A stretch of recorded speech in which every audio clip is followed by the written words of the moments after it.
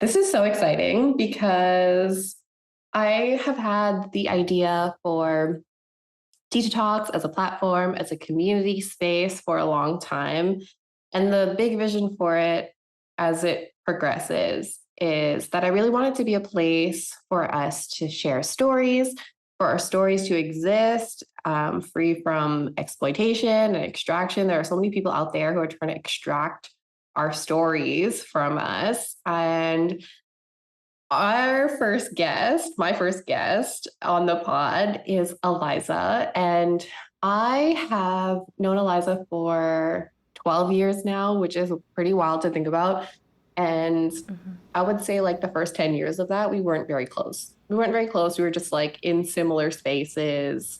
We were in proximity to each other, but we didn't really have a quality relationship. And I think we hadn't really, I don't know, like been close until both of us started on this journey. I really feel like we have parallel journeys of like unlearning, decolonial work, learning things about each other, about ourselves through like, I don't know, like going to therapy, being in community, and all of these things. So it's really exciting to have you here, Eliza. I'm so excited to have you here. I'm gonna puke. That's how excited I am. I'm gonna puke. I'm so excited. But I'm gonna let Eliza do a quick little intro in a minute, but I have truly just like from afar and now much closer admired Eliza on her journey. Like she has such a unique, such a unique entrepreneurial journey, and something that I always have admired in like this unconventional path that you've had is that you just have this like knowing like that it's going to work out, that you're going to succeed. Like there's just so much grit and determination, but also coupled with like style and grace. Like you just do it so well. You do it so well. So I'm excited to have you here. I'm excited for our listeners to get to know you. Before we get too far into it, how about a little intro? Who are you? What's up? just Who the am biggest I? question. There's so many layers to that question. It depends what version of me you're talking Whatever to. you're feeling called. Whatever you're feeling called to share. Who am I? Okay, who do I want to be? Or who am I claiming to be? I am claiming to be a serial entrepreneur because I've been hearing that term everywhere. And why can't I claim that? Because people get really confused why I do so many things, but I would probably say I'm a serial entrepreneur. Which I just want to stop that for 1 second because the intro was great. Thank you so much for that. But I don't know if you remember this, but you're actually the one who pointed that out to me. You're the first person who pointed out to me that I was an entrepreneur. I don't know if you remember this story, but I have to remember to say this story. I think it was during when we did stuff together for MFBC Gala.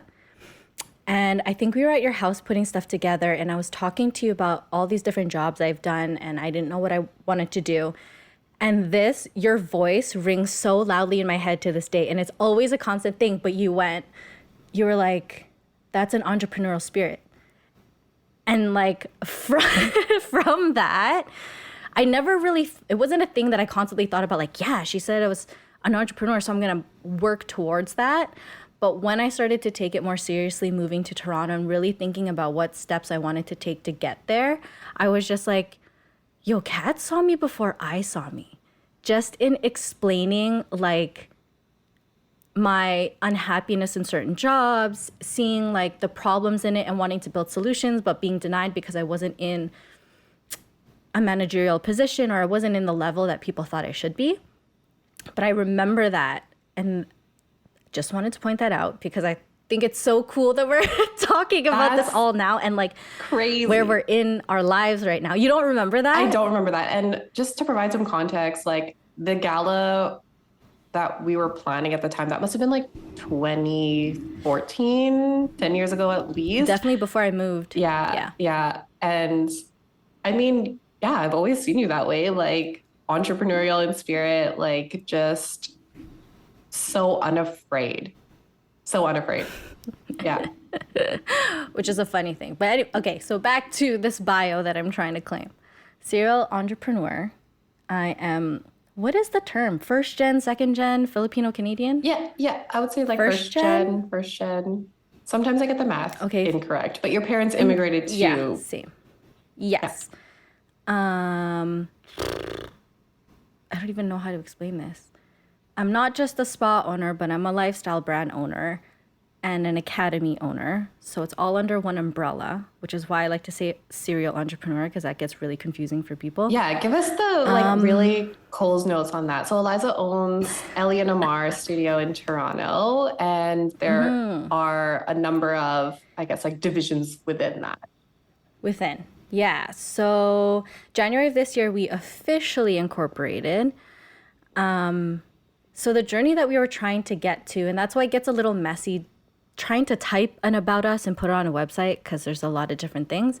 During the pandemic, me and my husband went into this like identity crisis trying to figure out who we were, which is where the name came from, which is a culmination of mine and his grandparents' names put together.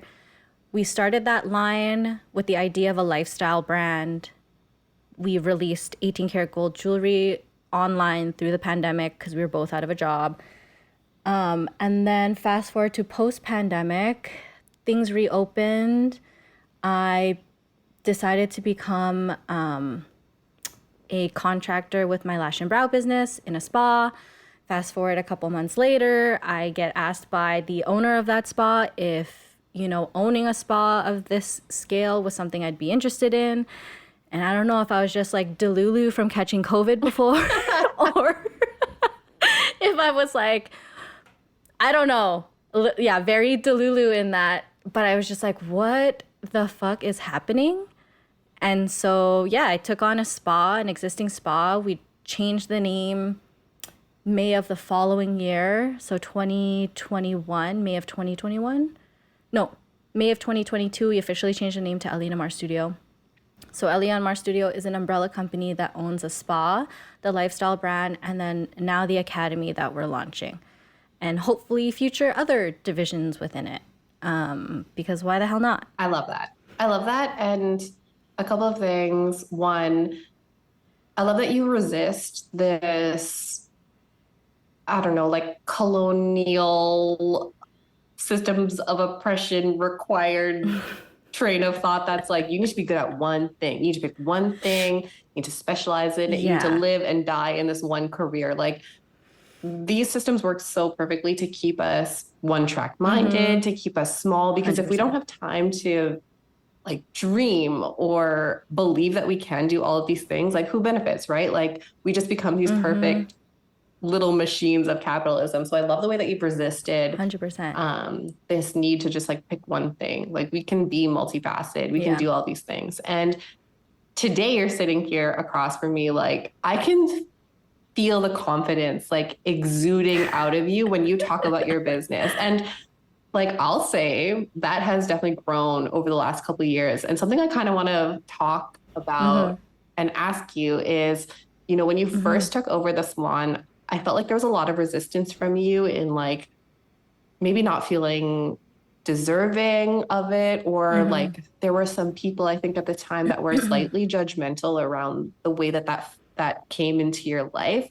I mean, I was sitting over here being like, no, you were meant for this. Like you earned this. This is where you're supposed to be. But like, what kind of things did you have to overcome during that time to get to this place now where I see you, like, you're so confident in this space, like that journey? Can you talk about that journey? Yeah, I think it's still an ongoing journey, but I do agree. Like, I can take ownership of the fact that I recognize that confidence in myself a lot more. I think I'm a firm believer in hard work pays off, and putting action to your thought process also allows you to take ownership of a lot of things. Like, I am a huge overthinker. I have a billion ideas. We talked about the notebooks we have with all the things that we have in it. And I think that's where a lot of us get lost in the idea of imposter syndrome, because we have all of this like cerebral intelligence and all that stuff, but we can't put it into action. But I feel like once you do and you start, you almost can't stop, because you realize it speaks it speaks to your confidence. I think I've been in the industry, so specifically to anybody who's listening, the beauty industry specifically, I've been in it for over 15 years now, which is crazy to think about. But actively in it, like I didn't wait to go to cosmetology school before I became a freelance makeup artist. I did it because there were people around me who were interested. They saw something in me that I didn't really see at the time, but they gave me a chance. So that's where I built my confidence in makeup, was through the years of freelance makeup. In this journey as a business owner, how I've gained my confidence is probably fucking up so many. Oh, am I allowed to swear? Yeah. Okay.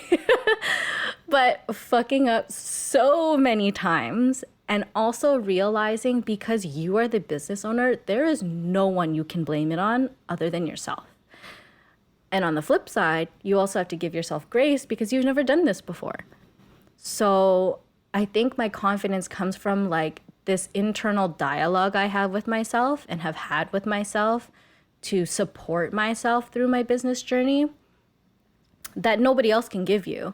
You can have a business mentor and they can tell you all the stuff and you can follow it, but you can also blame them. Like, you're the one who told me to do this and then it didn't work out. But for me, I have who I would consider mentors in general, just in business, in life, in professionalism, in community work, in culture, and all that kind of stuff. And I use them all as my mentor. And then I have an internal dialogue with myself, like what sits true to me. And I think it's the internal dialogue that has given me way more confidence than I think anything else could.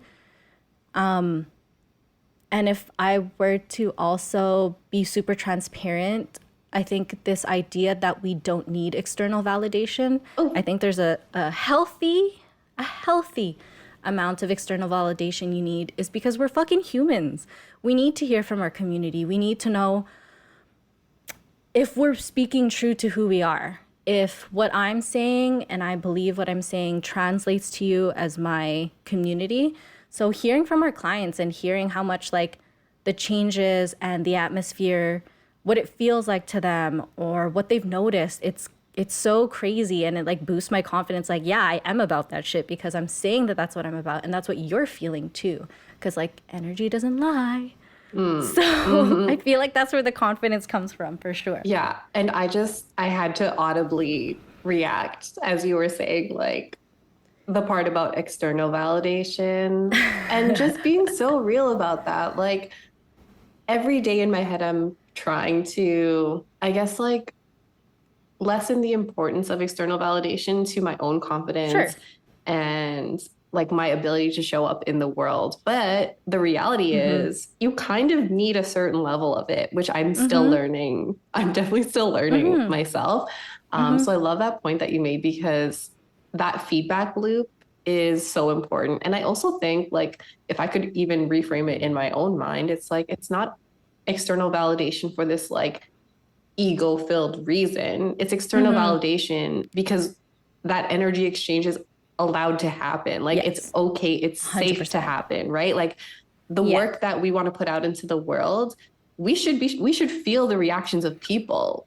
That isn't that part of the co-creation of these things is like, okay, here's this thing I feel called to share. And then somebody feels called to, I don't even want to use the word consume because for me that feels so like capitalist, but like somebody out there is meant to consume this work. That just is how it is. Like it's meant to land with somebody at a certain time. So like, why can't we exchange energy in that way and like not feel so gross about it? Like I do need to like distinguish the lines between like the need for external validation and not. But I've seen you like in the last little bit especially become a lot more visible on like social media, promoting yourself. What's that journey been like for you? Oh my God. It literally depends on my mood. And like to go back to the external validation thing also speaks true to why I'm doing it as well. Aside from the fact that there needs to be a healthy amount of external validation that you receive, I think it's the order that you're receiving it in. If you are, or I guess, the order of intention. Like, yes, for instance, yesterday I put out a quick Instagram stories talking about the weather because I fucked up and I wore a sweater and it was like 12 degrees outside and I was walking for 20 minutes. And I put it out there because I was like, truthfully, I needed sun. I've been feeling shitty for like quite some time because I just need sun. And there was sun outside and I was like, oh my God, this is gorgeous. Everyone should know, go outside.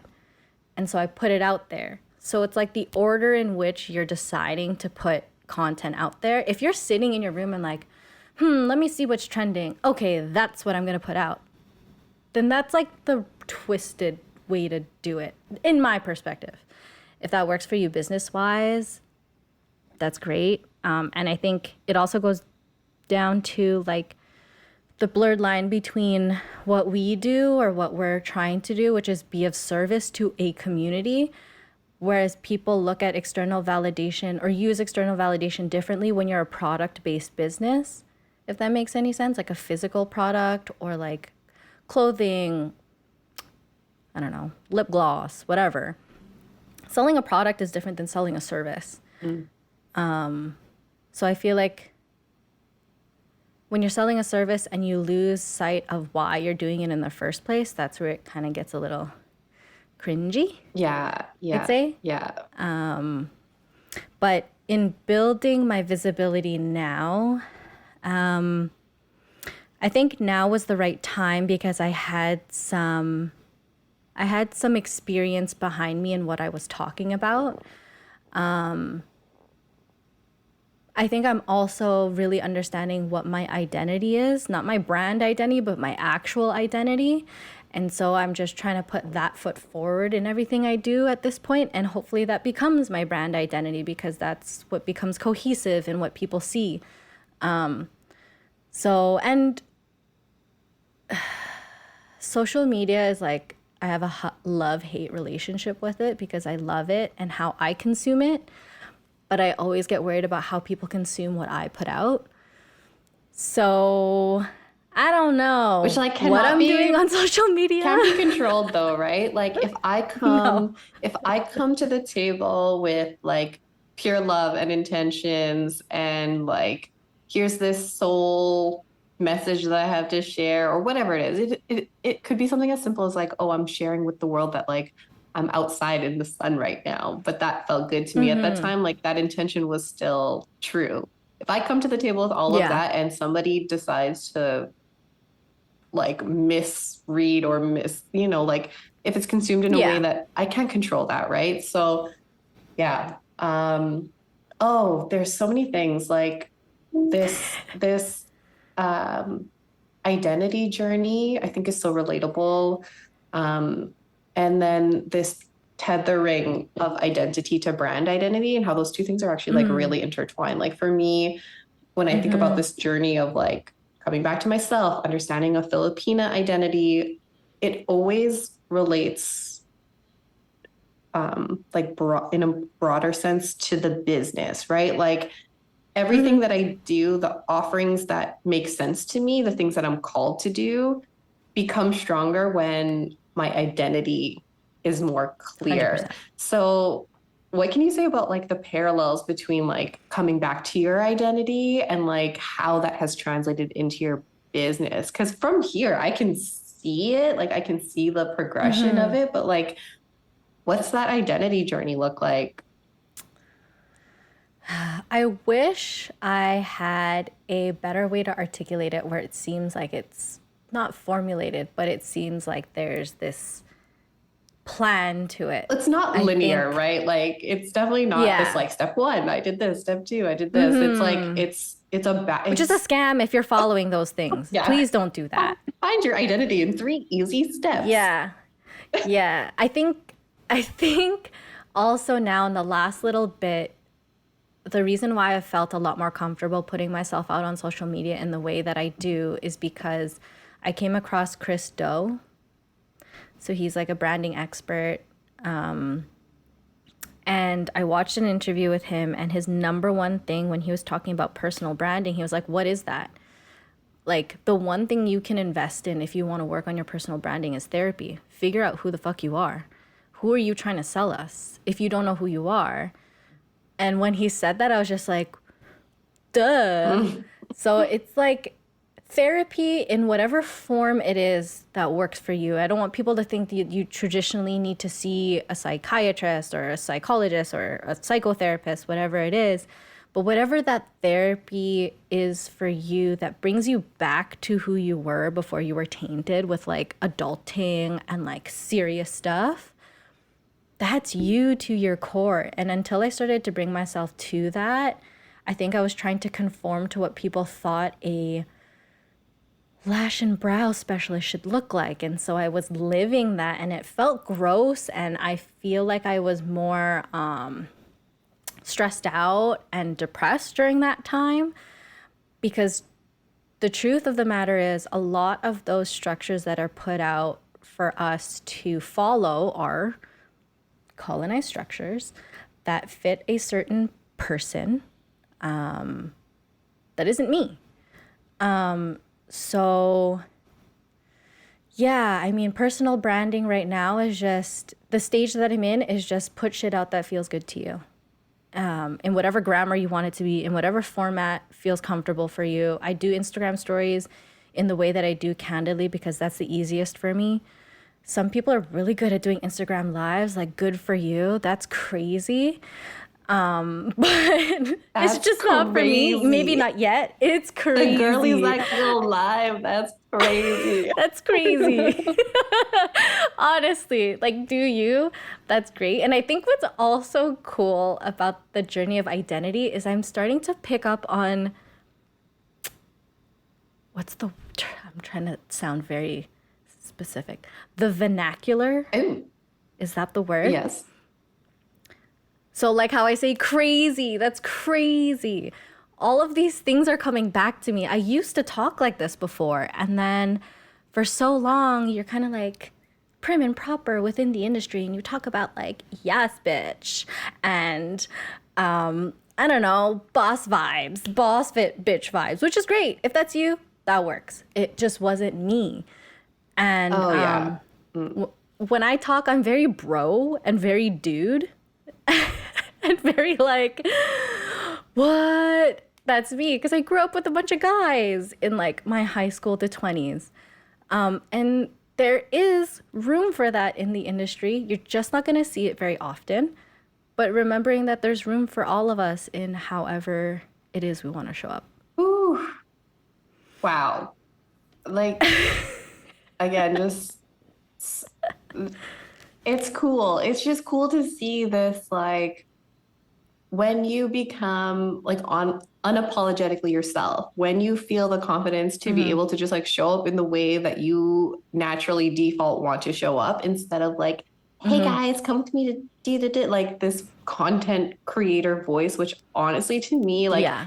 I said this to you, I'm like, if you ever see me out on the Instagram starting any sentence with like, hey guys, come with me to blah, blah, blah, like just shut my whole thing down. Like, These are the 5 steps oh to my get. gosh.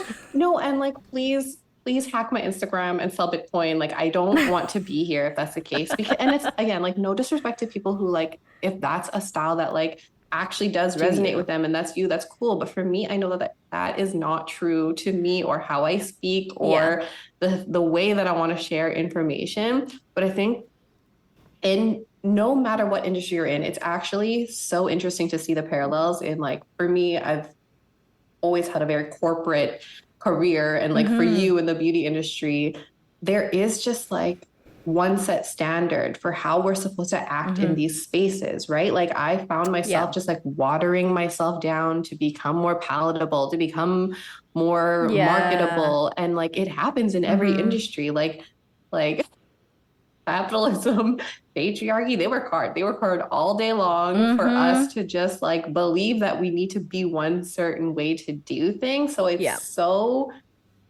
it's so dope to see us just like awaken from that and then bring our own like flavor to these places that need seasoning so bad. They need seasoning.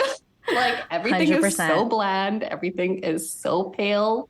What's the saying? Like, stale, pale, and like when they're just, I've never heard that. Yeah, okay, maybe that's very corporate. But like when you're describing an organization, like, let me just paint the picture. Like, let's just say you're describing an organization and their executive team is all of a single demographic, like a bunch Okay. of typically older white Baby boomer men. whites. Yeah, it's like Yeah.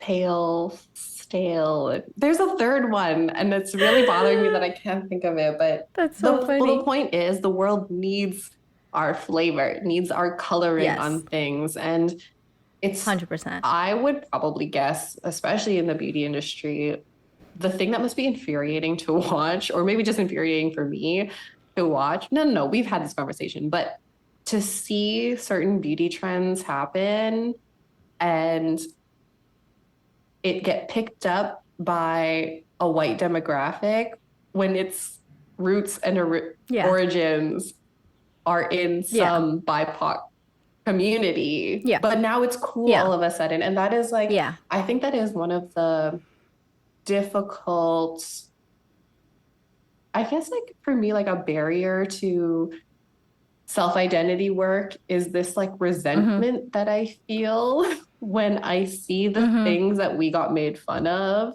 become For sure. popular in mainstream. And I'm like, y'all were making Yeah. fun of my stinky lunch and now you want to eat like kimchi, for example. I didn't grow up eating kimchi, but Or like you're selling me a recipe about kimchi on an Instagram reel. Like, come yeah, on. right? Like it's so frustrating and it's like that's the work. That's the work every day is like Yeah. so I'm on the one hand, I have to do all this self-identity work and then I also have to watch the world pick up on these things that we knew the whole time were like they were cool. 100%. They were cool Yeah. and now they're picking it up. But Yeah. I mean, you do see that a lot in the industry. And I'm glad that I now have changed and restructured my Instagram following to be with accounts that can point this shit out. Like, I don't really follow accounts that like to act like this is something original. It's not. It like history is repeating itself. Just there's no reason to be ignorant about it because everything is so accessible to us. You can find the history on anything. The one thing that I think came out the loudest recently was this clean girl oh aesthetic yeah. that Hailey Bieber is known for. And I forgot which account did a call out to it, which brought it back to like the very stereotypical like Hispanic or Latina look, which is literally what I look like right now, with my hair pulled back, hoop earrings in, or also like the African American experience where they had that kind of style too. And I'm so glad that there are accounts that are pointing that shit out. And those are the accounts that I love reposting. And again, for any white girl that might be listening to this, which is kind of weird because it's Tita Talks, but whatever, it's fine. No, no, it's for the people. Kapwa, they're all Kapwa. But it's fine. It's not to shame you, it's to educate you. So just accept the information and the knowledge you're being given and absorb it. There's nothing to be ashamed about. But yo, my whole thing is like, walang hiya, hey, like y'all got no shame. Honestly. Like, Honestly. I'm always like, who are your parents? Who are your parents? You have no shame. Honestly. Like, it's wild. Like, Honestly. it's wild. Yeah. And I think that's like where I come in, like even when I'm looking at the questions that you had sent me, this is like the perfect segue into it. But where I fit in the collective ancestral Yeah. remembrance. Yeah. I don't know let if me it, even like ask that question. yeah. Like, so I am of the belief that like through our own individual journeys, which are still done in community, we almost like unintentionally discover our place in our lineage, like claim a place in our lineage, and then also claim this place in our collective remembrance of things. Like I truly believe that like without these systems of oppression, we have this default setting where there's like a deep ancestral knowing, like a knowing about like a way of being, a way that we're supposed to exist together and in relation to one another. So the question, like I know you already answering, which I love, but like where do you think now, like through all of the lessons that you've learned, being in the industry, having this really interesting path in entrepreneurship, and even just this like self-care journey that I can see that you're on, like what do you feel called to share around like who you are in our collective remembrance? Because today, even just sharing this story is already it. Like it already is it. But is there like more Yeah. that you feel called to share with us on that? I mean, I think on a, I would say, superficial level or something that you could like pinpoint if you were to come into our studio is the aesthetic that we have. It's funny because somebody came in and they're like, "Oh, boho chic," and I was like, "No, it's actually like I took I took some reference from things from my childhood that I've seen and things from pictures that I've seen of my family in the Philippines and stuff like that." I have yet to go to the Philippines, so I'm sure once I do that, it's going to feel different and maybe things will change. But a lot of the things that I've brought into the studio are photos from like Vogue Philippines that are blown up on our wall, pictures of like a puto recipe that's on our shelf, and the amount of clients who are white who ask, "Oh my God, what's puto?" is kind of part of my way of exposing people who normally wouldn't be exposed to these things to our culture.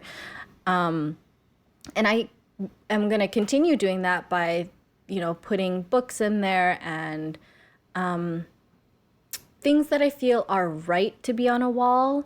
I feel like there's this fine line for me to not also use the things that are sacred to our culture as decoration in a business.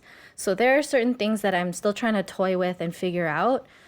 But I feel like my place in it is exposing certain demographics to our culture in a digestible way. I think what's really beautiful about what's going on in the studio that I can pick up on a daily basis is the question asking, which is really cool, and having this conversation with clients that have really no idea, or I'm not going to say no idea, but have a very limited idea of what Filipino culture is. Like, it's Manny Pacquiao, it's karaoke to them, it's like really good basketball players. Yeah, Jollibee, those kinds of things, which is cool. And then you have that opportunity to educate. So I feel like that's where my place in our ancestral remembrances is just sharing what I can and what's the word? Like, I was gonna say tickling. Tickling people's curiosity about the Filipino culture. That's the word that came to mind. Just, yeah. Like, okay, when Kilig candles were out, we had them on our shelves. People were like, "Oh my God, what's Kilig?"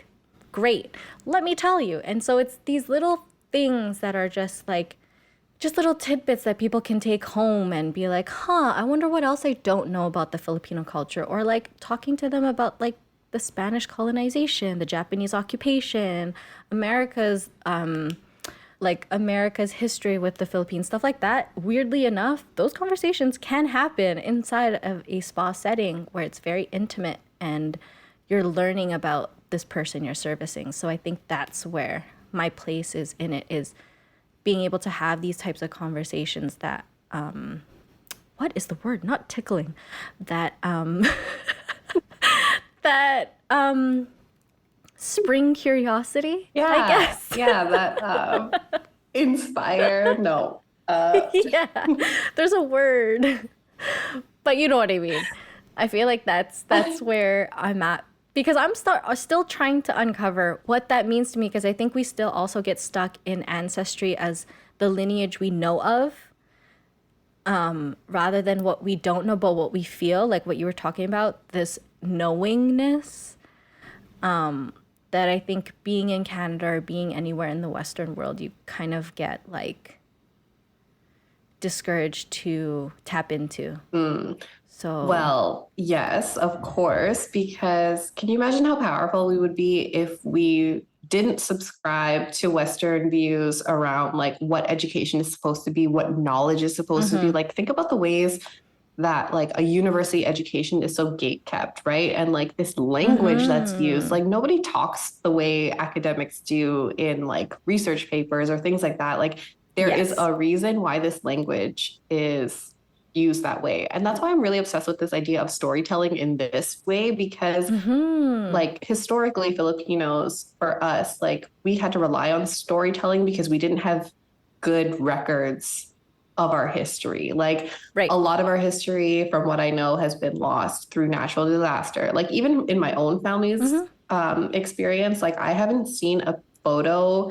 I've seen one photo of my mom as a kid and almost none of my Right. dad, because they were all lost in either Yeah. like typhoon, flood, fire, whatever. Like we don't have a family history that way. So I do think the ways in which like we are remembering this like unknown ancestry. Of Yeah. course they don't want us to know. Of course they don't want us to know. Of course they want us to subscribe to these like very Western ways of knowing and learning and educating. Yeah.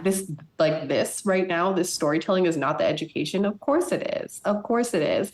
Right. And like to go back to what you were saying about like the spa and the way that it is like in so many ways this hub for our ancestral remembrance. Like I think on the one side, yes, it is about like this like broader education to people outside of our community. And I think it's really so important that spaces like your spa take up space, especially in the neighborhood that you're in. Like Eliza's studio is very much like in a white neighborhood, like Yes. rich, affluent white people live there. Like kind of, what would you say like the age demo is like of your clients, like 45 up?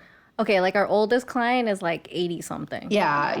It's like I walked through that Between like, neighborhood to get to your yeah. spot, and I'm just like, where Yeah. am I right now? Like, what are these cars Yeah. in the driveway? Like, rich Yeah. neighborhood for sure. And I think it is like so dope to see you take up space the way that you do in such a like permanent, like brick and mortar way, because you don't really see that very much. No. And then I also think you kind of sold yourself short on the answer, because for me, as a Filipina coming into the spa, like to see these things on the walls, to see like our culture really being integrated into like the fiber of your business, and not just like in a corny like I'm gonna put a flag up and like like whatever. Like you're really doing it, to be able to go into that neighborhood in such a major city of Toronto, to like go and sit in a place and just like see and feel pieces of home in that space, I think is huge.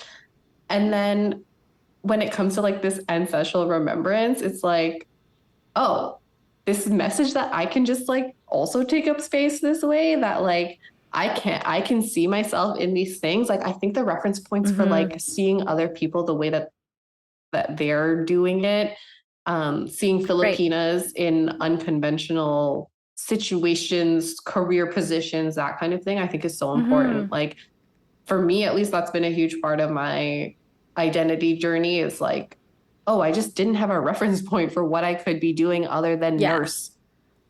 Like there was 100%. literally nothing else. So like, I think what you're doing is so much more impactful than you could even know. And also, listeners, Eliza has been a huge supporter of mine, like in all of the projects that I've gone into. Like, here's the next stupid idea that I'm doing. Eliza's like, yeah, got it. I'm here for you. She has hosted my first out of Winnipeg Reclaim Your Wealth. She hosted my first out of Winnipeg T.I.T.A Gather event. Like, you're also creating the space for these community events to happen. I know that you're wanting the space to be more of like a community hub that way. Yeah. It's kind of crazy, like talking about it or hearing other people see it in that way or point those things out. It's almost like when you're in it, you can't see it. You're too I'm close just to doing it. the thing. Yeah, I'm just doing the thing. And then people are like, what? Like, okay, so even the neighborhood that I'm in right now, because I've been servicing this neighborhood, I've worked in this neighborhood for quite some time, longer than I've had the studio. I'm so used to it. I don't really notice what the demographic is. But I was at a Filipino market. I met an artist. What's her name? AUG Armstrong. Is that her name? I'm so sorry if I'm butchering it, but she's an artist, and we were talking, and she asked where the spa was, and I told her, and she's like, fuck yeah. She's like taking up space in, I forgot what she said, but basically what you were saying, in places that we aren't normally. And I was just like, that is so cool that she can just like point that out because she knows that neighborhood. But it's I don't even know where I was going with that, but I totally receive what you were saying. And I get it now. Like when I get to like take a step back and see all of the cool things that actually have just naturally happened. I didn't really force them. I haven't subscribed to some sort of organization that would help me put these things together. They're just people that I know and things that I've been interested in.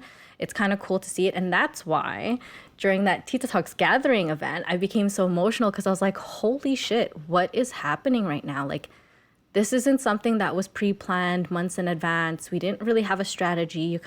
We just went with it because you were in Toronto and you put it together. And having the space hold that kind of vulnerability was mind-blowing to me because it's something I've always wanted it to have, but I didn't want to become strategic and, how do we extract these feelings from people?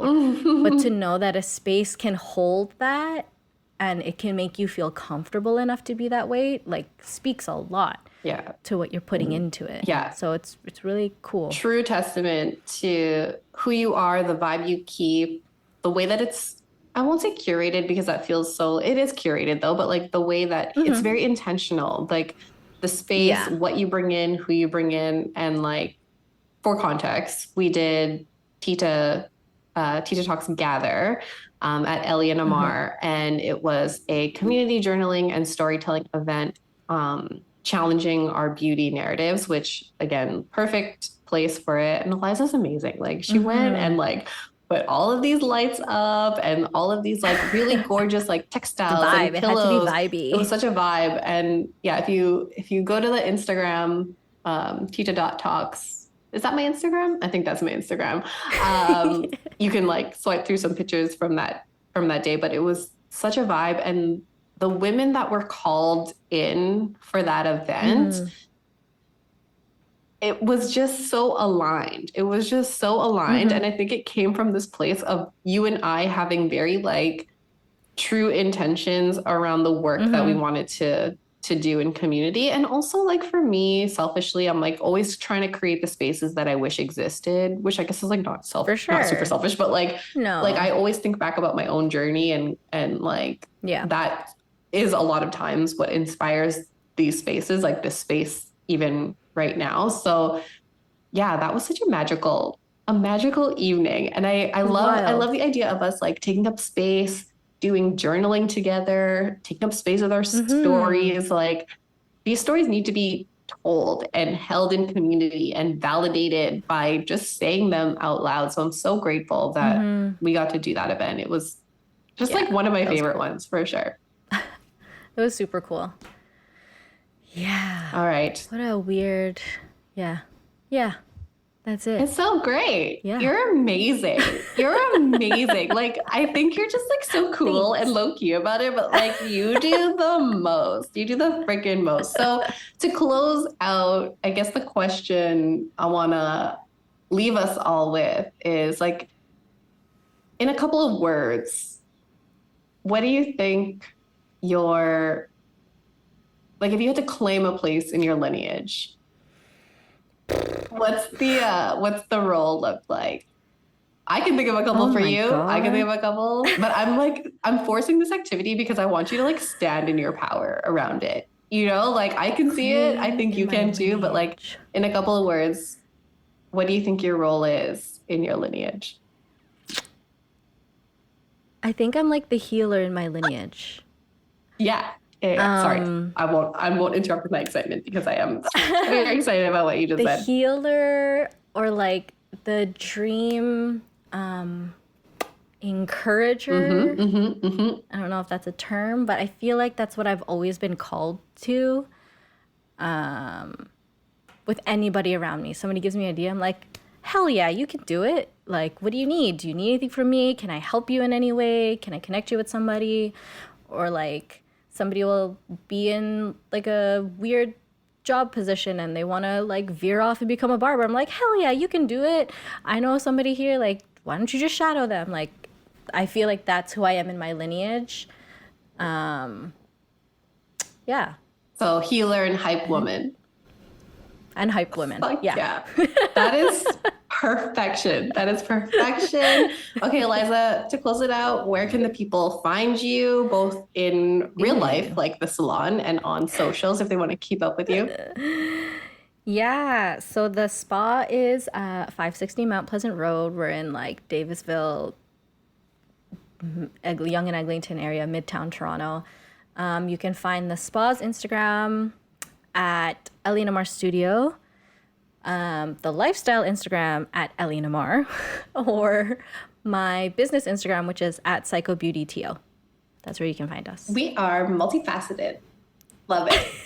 Okay, thank you so much for being here. This was incredible. Thanks for having me. Yay. That was fun. I'm not as nervous as I was in the beginning. Magandang hapon sa inyong lahat. Good afternoon, everyone. My name is John Marvin Reyes. I am a youth leader and community organizer here bringing you Ipano news back home in the Philippines. The article is from the BBC News with the title, Fury, a suspected China spy flees the Philippines. An ex-mayor accused of spying for China and having ties with criminal syndicates has fled the Philippines, steering fury. The President Ferdinand Marcos Jr. said Wednesday that heads will roll after officials admitted Alice Guo had left the country undetected 1 month ago and traveled to Malaysia, Singapore, and Indonesia. Mr. Marcos said her departure laid bare to the corruption that undermines our justice system and erodes the people's trust. Ms. Guo has been out of the public view since July when a Senate panel investigating her alleged links to scam centers and online casinos ordered her arrest for refusing to testify in its inquiry. She is accused of allowing human trafficking syndicates and scam centers to operate in her town by masquerading as online casinos. Senators have also accused her of being an operative or spy for China, citing her opaque answers to questions about her Chinese parentage.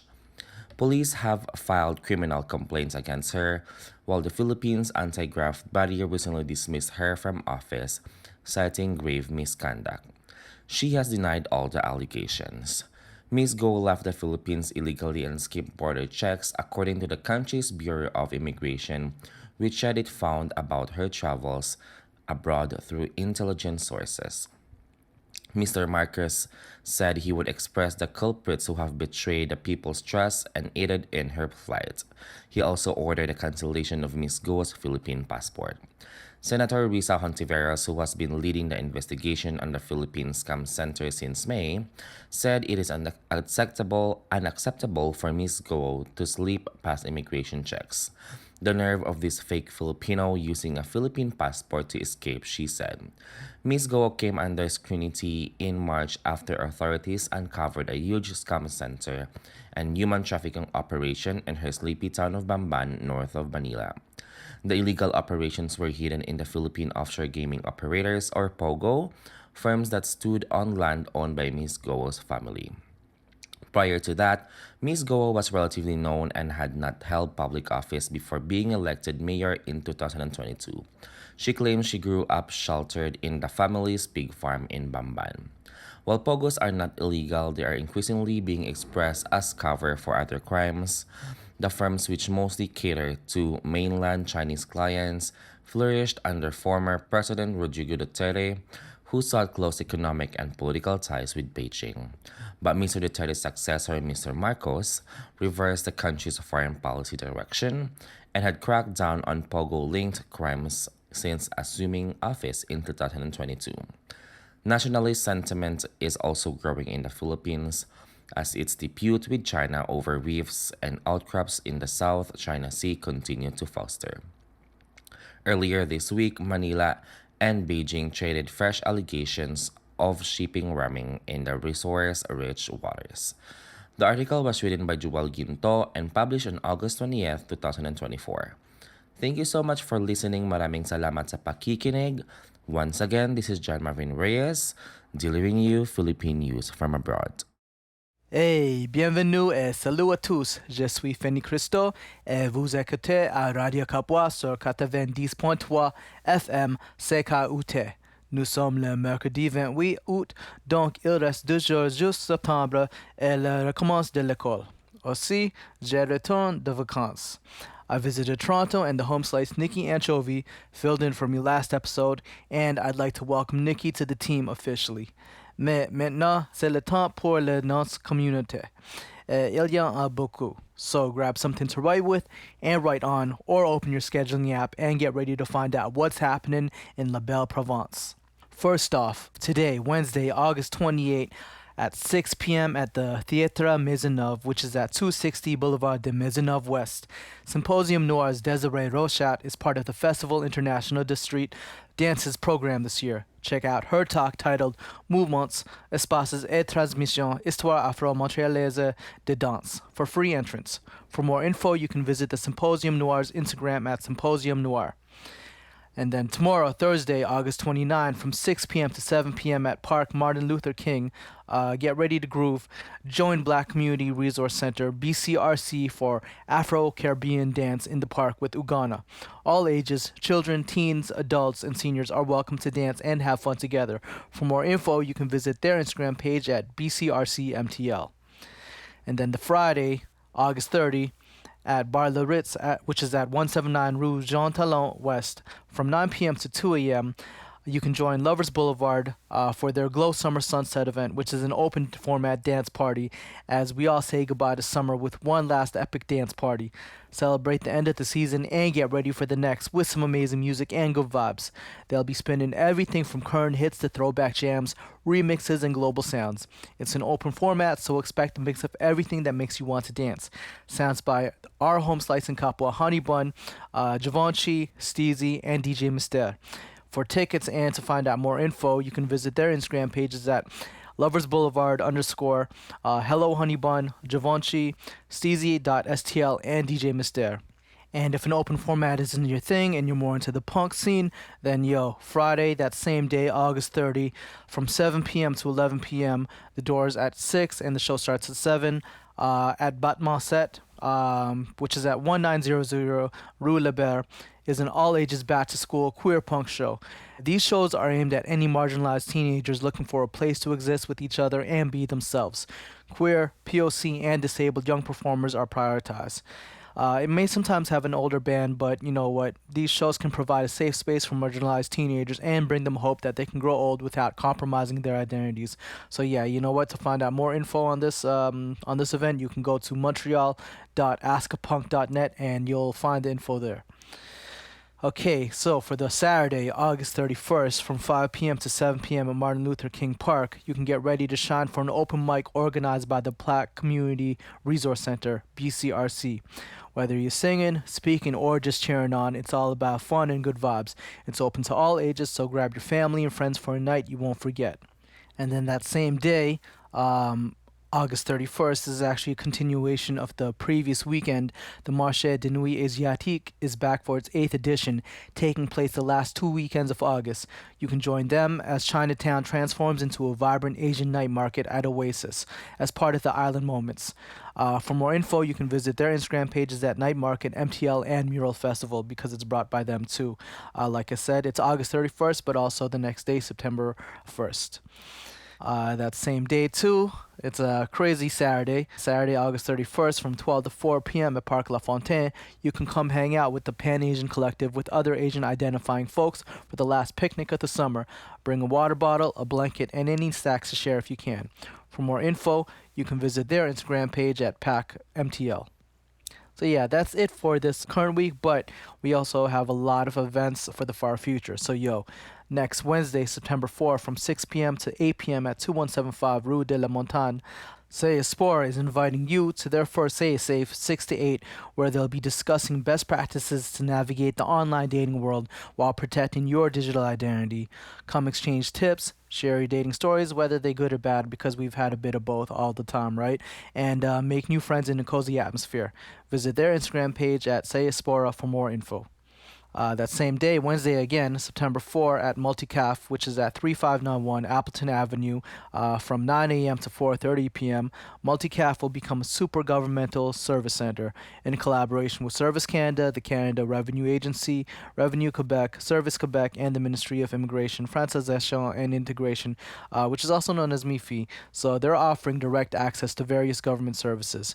If you need help filling out forms, getting info on your online accounts, or registering for Francisation programs, actually that's me, so I'll probably be going to this event too. This is the perfect opportunity. For more info, you can visit their Instagram page at multicaf_CDN. Saturday, September 7th that week. Mark your calendars because Prevention CDN-NDG presents the Festival d'Arts Urbain Hip Hop You Don't Stop All Styles Battle. Not a lot of info on this right now, but more details are to come soon, so you can follow their Instagram page at Prevention CDN-NDG to be in the know. Wednesday, actually the next Wednesday, September 11th, from 7:30 p.m. at Bar Milton Park, the Pan Asian Collective PAC is hosting another Pan Asian open mic, only accepting Asian identifying performers, but everyone is welcome to attend. They'll be saving 5 slots for walk-in performers during the event itself. They're open to music, comedy, poetry, and more. If this is something that interests you, you can visit their Instagram page at PACMTL. Finally, Thursday, September 12th, at École Nationale d'Administration Publique, which is also known as ENAP, which is at 4750 Avenue Henry Julien. Come and take part in the conference causerie on the Justice Houdistic project and its evaluation, presented by I.U.'24 in collaboration with Hoodstock. At this hybrid event, the Sherpa team will share the results of their research on Houdistic Justice, a restorative justice project by and for Afro-descendants. For more info, you can visit their Instagram page at Hoodstock_MTL Nord. And yes, sir, told y'all we had a lot to talk about this time around, but you know what? We're getting closer to fall, and I know Montreal is a summer city, so of course, y'all got to get it in with these last few weeks. I'm probably hit up that Hip Hop You Don't Stop event and that open mic by PAC MTL. You know the drill. If you spot me, say what's up. Anyway, this was the community announcements, which also signals the end of our show, unfortunately, but not forever. Catch us again next week, same time, same station, every Wednesday from 2 to 3 p.m. on 90.3 FM CKUT. This has been your home slice, Fanny Crystal, and I want to send much love and blessings out to our listeners out there. Peace out.